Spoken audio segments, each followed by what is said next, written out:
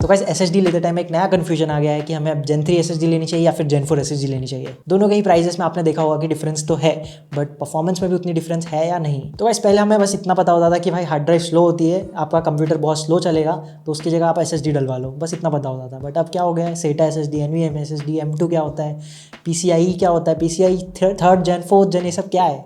तो मैंने SATA versus NVMe वाले वीडियो में उतना तो क्लियर कर दिया था कि SATA और NVMe क्या होता है, बट आज जानेंगे कि ये PCI 3 और PCI 4 क्या होता है। तो कंक्लूजन पे आने के पहले हमें जानना होगा कि ये PCIe क्या होता है। PCI Express यानी कि PCIe जो है वो एक बस है। अगर सिंपल भाषा में बताऊं तो इसे आप एक कनेक्टर कह सकते हो। सबसे पहले हमें पेटा, फिर SATA ऐसे टाइप के बस देखने को मिलते थे हमारे स्टोरेज डिवाइसेस में, जिसके थ्रू जो डेटा है वो फ्लो होता था। तो पहले जब SATA पोर्ट की SSDs होती थी ना, तो वो SSDs तो बहुत केपेबल होती थी, बट वो SATA पोर्ट की वजह से उनकी जो बैंडविड्थ थी वो कम हो जाती थी, मतलब वो बॉटलनेक होता था। और वहीं पे जब हमारा PCIe बस आया तो जो स्पीड है SSD की हम अच्छे से यूटिलाइज करने लग गए। ये जो PCIe बस होता है ना, वो सिर्फ SSDs के लिए ही नहीं बट ग्राफिक कार्ड में भी यूज होता है। ग्राफिक कार्ड्स का भी डेटा PCIe कनेक्टर के थ्रू ही जाता है। और वही हमारे PCIe बस में भी नए नए अपग्रेड्स आए, और इसके वजह से जो जनरेशन आपको देखने को मिलती है वो भी एक अपग्रेड है, जिससे हम और ज़्यादा अच्छे से स्पीड यूटिलाइज कर सकते हैं SSD का। तो टेक्निकली आप जनरेशन के नाम से ही समझ सकते हो कि जो PCIe Gen 4 है वो PCIe 3 से फास्टर होगी, और जो ट्रांसफर स्पीड डिफरेंस आपको देखने को मिलता है वो ऑलमोस्ट डबल होता है। ये तो रही ऑन पेपर बात है, बट क्या ये प्रैक्टिकल लाइफ में भी कुछ डिफरेंस क्रिएट करता है?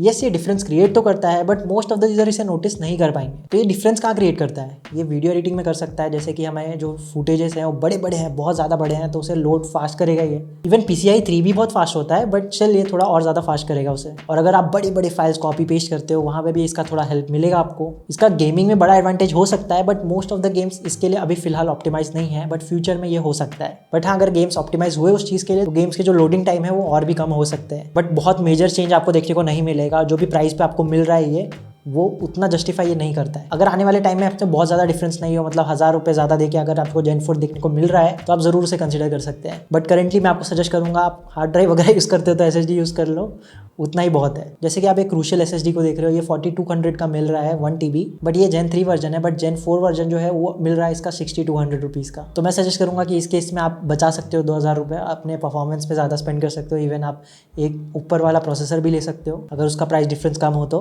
बट हाँ, अगर जो प्राइस डिफरेंस है वो बहुत कम हो जाए, 1000 के अंदर हो जाए, तो आप कंसिडर कर सकते हो Gen 4 को भी। इवन आप देखोगे कि Gen 4 में भी आपको डिफरेंट स्पीड्स वाले देखने को मिलते हैं, तो वो भी आपको चेक करके लेना है। तो ऐसा आप ये ध्यान रखना, अगर आप PCI Gen 4 SSD ले रहे हो तो इसकी जो कंपैटिबिलिटी है वो भी आप चेक कर लेना। इसका जो मदरबोर्ड का चिपसेट है और प्रोसेसर है, दोनों ही कंपैटिबल होने चाहिए Gen 4 में, तभी ये हो पाएगा। अगर Ryzen CPUs की बात करूँ तो 3000 सीरीज के बाद के सारे ही प्रोसेसर में ये कंपैटिबल है, और अगर इंटेल की बात करूँ तो 11 जनरेशन के बाद के सारे ही CPUs में ये कंपैटिबल है। बट आपको मेक श्योर करना है कि प्रोसेसर के साथ साथ मदरबोर्ड भी कंपैटिबल होना चाहिए Gen 4 का, तभी आप इसका 100% यूटिलाइज कर पाओगे। और गाइस Gen 4 का एक अच्छी बात ये भी है कि ये बैकवर्ड कंपैटिबल भी है। अगर आपका जो प्रोसेसर है, मदरबोर्ड है, वो सपोर्ट नहीं करता है Gen 4, बट स्टिल आप उसमें Gen 4 लगा सकते हो, बट वो Gen 3 के ही स्पीड पे चलेगा। सो गाइस, अगर आपको Gen 4 SSDs लेनी है तो मैं कुछ बेस्ट SSDs के लिंक डाल दूंगा डिस्क्रिप्शन में। प्लस अगर आपको SSD के बारे में डिटेल में जानना, उसकी हिस्ट्री जाननी है, तो मैंने एक अच्छे से वीडियो बनाया है NVMe वर्सेस SATA SSD, उसे चेक करना ना भूलें। अगर ये वीडियो पसंद आया तो इसे लाइक करना। मैं मिलता हूँ आपसे नेक्स्ट वीडियो में।